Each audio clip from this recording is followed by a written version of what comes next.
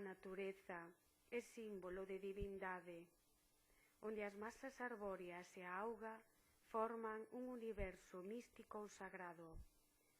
Existía un material indestructible, un mundo imaginario de ideas e de mitos. Entre os ríos e os bosques cantaban os bardos e oraban os druidas. Un pobo misterioso de hiperbóreos, cunha atmosfera húmida e brumosa, que abraiaba e enfeitizaba os seus seres con deusas, mouras ou ninfas.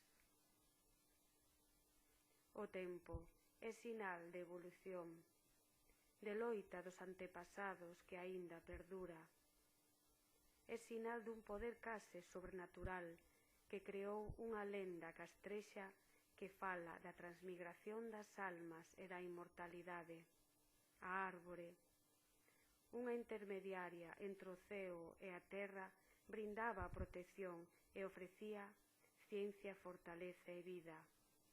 Os nosos carballos, poida que coñezan a historia e reflitan esa sabedoría dunha Galiza ceibe e libre.